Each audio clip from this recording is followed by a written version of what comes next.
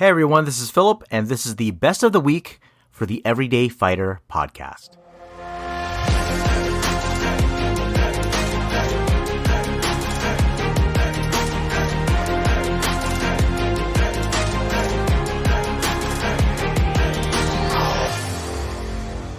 Just to answer your question, because you actually brought up something pretty important, and I don't want to say it was a huge mistake that I made, but looking back, I ended up, I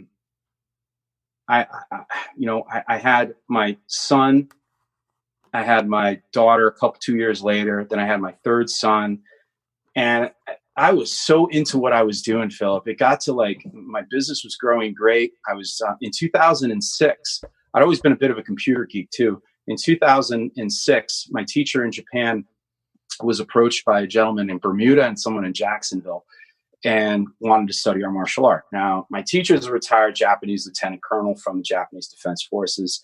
He didn't know how to turn a computer on. So he reached out to me and asked if I could work with these students. I said, of course, Sensei, I'll do what I can do. And it was at that time, YouTube was in its infancy. The internet was kind of like a new thing. Interestingly, a lot of the martial art industry association groups were saying that the internet's a shiny object. Don't focus on that. So I focused on it. And we ended up rolling out a content delivery. We built, my program manager and I built a very rudimentary website. And on January 6, 2007, we went live streaming two-way, and we opened the first fully interactive online martial arts resource on the internet at the time, and that was budohall.com. And on that night, my dojo, I got students from, the first one to chime in were from Boston. It was a training group in Boston.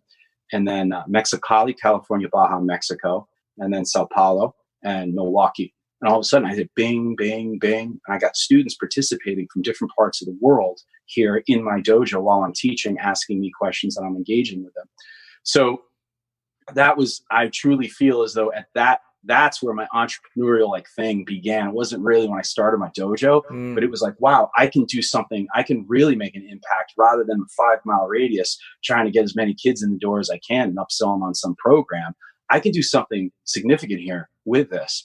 And so I got really passionate about it. And in that passion, what I did was nights would go by and opportunities to tell bedtime stories were missed. And then one day, dude, I turn around and there's this 14-year-old boy standing there. And I'm like, what the hell? So to answer your question about taking them, no, I didn't. Should I have? Absolutely. If I was to have a message to a young family man, a couple children who really wants to provide for them and wants to put in that,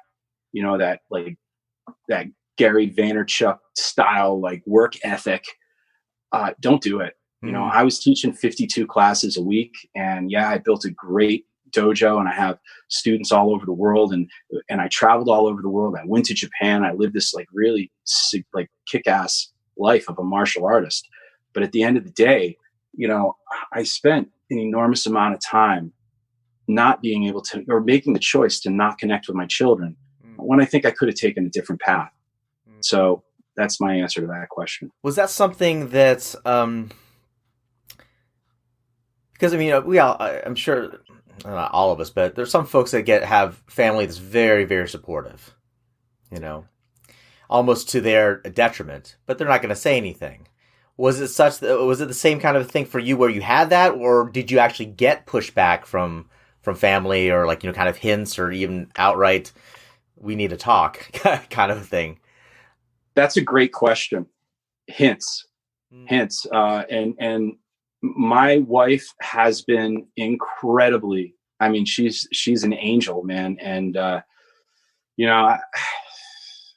look back at those days, and we even talk about it now, and it's like, wow, I'm amazed that I'm still married, given everything I had exchanged for.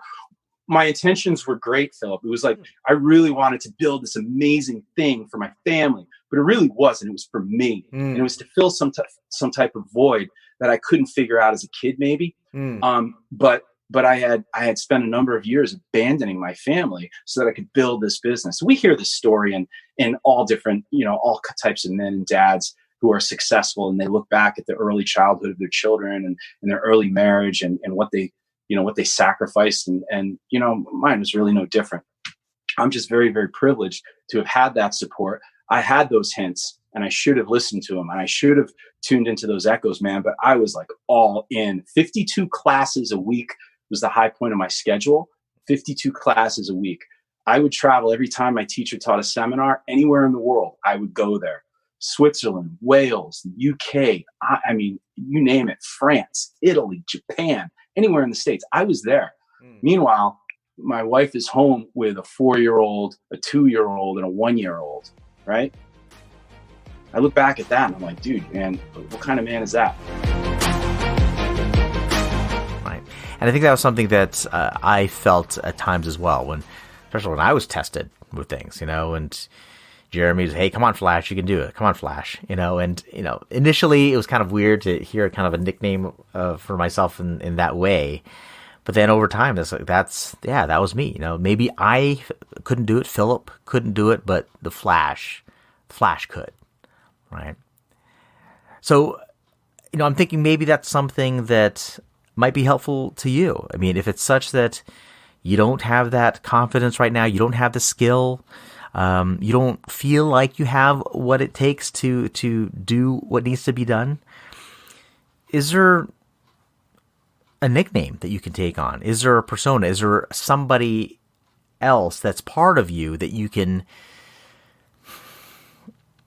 enhance, that you can cultivate in that particular time to do what needs to be done? It's kind of like if you're Clark Kent, then putting on that Superman persona, right? Clark Kent can't do it, but Superman can. Bruce Wayne can't do it, but Batman can, right? They're the same person. It's just they have a different identity in that particular time.